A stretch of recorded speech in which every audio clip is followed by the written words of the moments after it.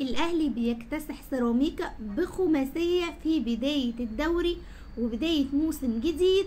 ولو انت عزيزي المشاهد كنت بتتفرج على الاهلي في الشوط الاولاني كنت مستحيل تصدق ان الفرقه دي ممكن تكسب الاهلي ما شاء الله عليه، مش عايزين نحسده، كان مقدم اسوأ اشواط شفتها للاهلي من فتره طويله، كل حاجه كانت وحشه ما عدا محمد الشناوي ربنا يحميه نجم الشوط الاول بامتياز. هو تقريبا شايل 3-4 انفرادات لوحده اللي هم كلهم اهداف محققه وهو عمال يشيل. وتقريبا الشناوي من ساعه ما خد الخبطه مع المنتخب والحمد لله الكيرف بيعلى، احسن حارس في مصر، ابتدى يرجع بشكل كبير جدا لمستوى الشناوي اللي كلنا عارفينه. على رأي سيف زاهر ابتدى يرجع في الحته الثانيه لوحده. الاهلي بدأ المباراه دي بيعمل ضغط عالي وتحس قال يعني الفريق ممكن يبقى ليه شكل، ولكن سرعان ما تلاقي بقى ميس باص غريبه جدا، تسرع غريب جدا، الجبهه اليمين بتاعه الاهلي كانت مستباحه. زلاكا ده كان بص بيرقص 2 ويمشي، تقريبا اقل مباراه انا شفتها لاكرم توفيق، مفيش بيعدي منه هوب هوب يطلع هوب هوب يطلع، مفيش مسانده ليه من خط النص. طاهر مش قادر ان هو يرجع يغطي معاه، وطبعا يوسف ايمن يعني رامي ربيعه كان لوحده. الحقيقه ان يوسف ايمن ان شاء الله ده يكون تاثير الارتجاج وده مش مستواه ان شاء الله، لا لانه كان سيء جدا جدا جدا، تمركز غريب، تغطيه غريبه جدا، واقف تايه مش عارف هو واقف فين ولا بيعمل ايه، والشناوي كل شويه يقول له يا يوسف يا يوسف، تحس ربيعه عمال يروح يمين وشمال وده ملخبط الميكانيزم بتاعت نص الملعب بالدفاع. وسيراميكا فعلا كان ممكن يعمل سكور بسهوله جدا على الاهلي في الشوط الاول. الاهلي فعلا اللي نجده الضغط اللي كان هو ده اللي قلت لك عليه، الضغط اللي كان عامله الاهلي. وفعلا هتلاقي قبل الهدف اللي بيسجله حسين الشحات اللي كان هدف مبكر هتلاقي الاهلي عمل ضغط واستخلص، وحسين الشحات في نفس المكان اللي كان فيه في العمق قدر فعلا ان هو ياخدها، بس اداها لوسام ضعيفه فضاعت. بعديها على طول وسام بيضغط، الدفاع بتاع سيراميكا بيغلط، بيلاقي حسين الشحات في المكان والميعاد المناسب، هوب بنجيب الهدف الاول. بعد كده احنا ما شفناش بقى اي حاجه، مفيش، جينا بقى على فترات فاهم لمحات. واللي يمكن خلى الاهلي يخش الشوط الثاني بمعنويات اعلى شويه هو الفاول اللي طاهر عمله. احنا هنتكلم قد ايه طاهر كان مميز جدا في المباراه دي وفي المباريات اللي فاتت من اول السيزون ما بدا. الفاول اللي خده قدر وسام يسجل منه. وسام ده سوبر، وسام ده احنا نعمل له حلقه لوحده، سوبر وسام ده والله ما شاء الله ما شاء الله ما شاء الله. خبطت في حد ودخلت عشان هو يعني ربنا عايز يكرم وسام. فالشوط الاولاني في تقريبا في الدقيقه 48 خرجت منه 2-1. دخل بقى كولر ما بين الشوطين، هو تقريبا هددهم قال لهم هخصم لكم فلوس في حاجه، هو مش زعق لهم لان زعق لهم ده ما يديش المبرر اللي حصل في الشوط الثاني. هو كولر نفضهم قتلهم في حاجه، محمد رمضان صغر لهم تقريبا بيخافوا منه، في شيء ما حدث احنا مش فاهمينه بس هو كان حاجه حلوه خدمته بقى ان الاهلي يا دوبك والله العظيم يعني ما صعب عليها غير ايمن الرمادي وسيراميكا عشان بجد كانوا عاملين شوط اول هايل، يا دوبك لسه بنسنتر عارف الشوط الثاني ولو بسم الله الرحمن الرحيم ولا هدف الثالث للنادي الاهلي. ما لحقتش تتهنى يا ابني ما لحقوش. ويحسب لكولر انه اخيرا ما قعدش استنى لغايه الدقيقه 70 و80 ونقطنا، لا حس ان في مشكله وباينه جدا، راح شايل وسام ايمن ونزل بخالد عبد الفتاح وراح مطلع كوكا ونزل قفشه. وفعلا قفشه كان مفتاح السر، ابتدى يلعب رقم 10 ورجع امام رقم 8، امام اللي كان مختفي الشوط الاولاني صنع هو وقفشه ثنائيه هايله. وبقى ايه عارف بيوزعوا خد اسيست خد اسيست، والاهلي بقى ابتدى يضيع اهداف اللي هو يلا يا جماعه مين نفسه يسجل. حتى الهدف اللي اتجاب بص قفشه وحلاوه التمريره لطاهر، ولكن بقى طاهر اللي لازم فعلا نتكلم عنه كتير وكتير وكتير، الفنت اللي رقص بيه طاهر والرفع وجنب وسام يا جماعه ثنائيه يعني والله العظيم من ذهب، ثنائيه وسام وطاهر. بعد كده الماتش بقى سهل خلاص زي ما بقول لك كده. قفشه كان بيوزع حلوي في واحده بجد انا مش عارفه امام شاطها بالقوه دي ازاي، قفشه ده ليحيى اتلخبطت، شوف ضغط طاهر وقدر ان هو ياخدها، ومعرفش امام بصراحه حطها فين بالقوه دي في العرض. والهدف الرابع بقى من احلى الاهداف الجماعيه، تقريبا سيراميكا ما لمستش الكوره من مروان لاكرم لقفشه. وخد بالك بص وسام وهو بيلاقي الكوره بالمقاس كده راح لامام بيعمل فنت كده وبيوسع، وحسين الشحات ما بتجليش، وسيراميكا بقى واقف خلاص مش عارف يعمل ايه.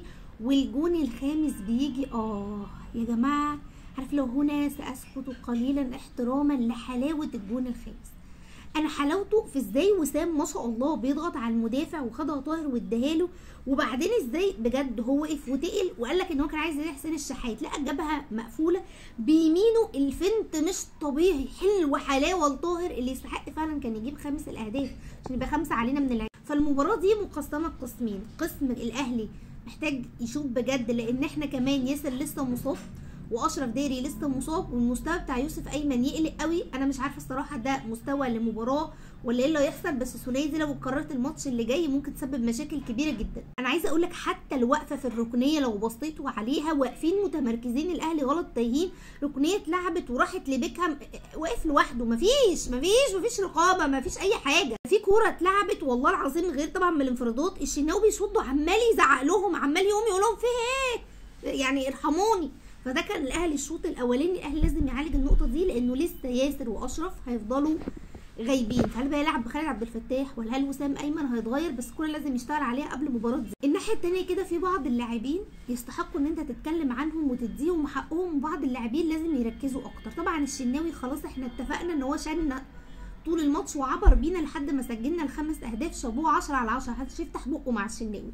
سوبر وسام ابو علي والله العظيم يا جماعه الحمد لله، اللي هو يا ده احنا صبرنا قوي عشان يجي لنا المهاجم ده، والحمد لله ربنا عوض صبرنا خير.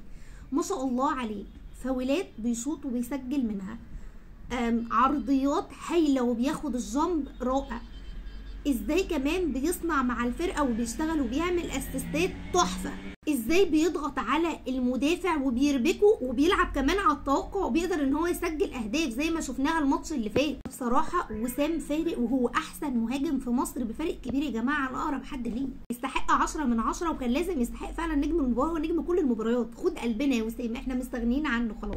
طاهر محمد طاهر بالرغم ان دي من اقل المباريات في الشوط الاولاني دفاعيا مع اكرم، كانوا سيئين قوي، الجبهه دي كانت سيئه قوي، الا انه قدر يجيب لك الفاول اللي وسام جاب لك منه الهدف الثاني، عامل اسيست لوسام ابو علي اللي قدرت بتسجل بيه الثالث وضمن لك الماتش وريحهولك بشكل كبير جدا وجاب لك الهدف الخامس. طاهر بجد عارف اللي هو انا لما بقعد افتكر كده ما بين الموسم اللي فات ودموع طاهر وقد ايه كان هيطلع اعاره السيزون ده، بس عبد القادر طلع فهو قاعد. ما شاء الله طاهر في 6 مباريات من اول ما بدانا مسجل 4 وصانع 3.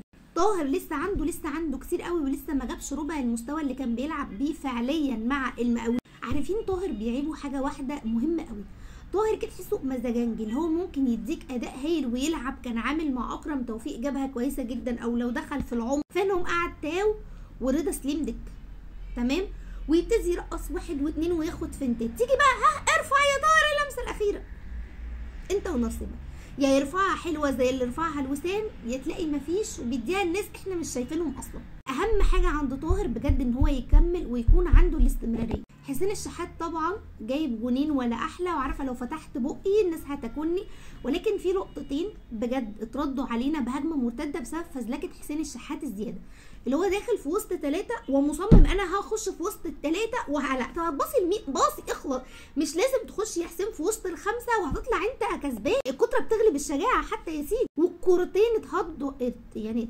ارتدوا علينا اتلخبط بهجمه مرتده كانت ممكن سيراميكا تجيب بيها جون. فدي آفة حسين الشحات لازم يتعود انه يستغنى عنها شويه. قفشه بصراحه وامام عاشور كانوا هايلين جدا، بساط ولا احلى بجد. قفشه من ساعه ما نزل الاهلي كمان خد مركزه، فهي مباراه التغفيل، يعني ايمن الرمادي اتغفل يا حبيبي والله العظيم، الجونين دخلوه سرقوه فجاه لقى نفسه مغلوب سكور وهو كان المفروض يغلب هو.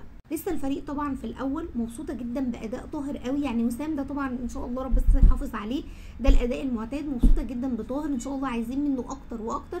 ورضا سليم يا حبيبي افرد وشك، ما هو انت برضو مقدم اداء عامل زي طاهر السنه اللي فاتت، يعني ماتش حلو وماتشين وحش، فانت الواحد ما بقاش عارف، انت عندك احسن من كده بكتير، بس هي ما طلعتش قماش لحد دلوقتي.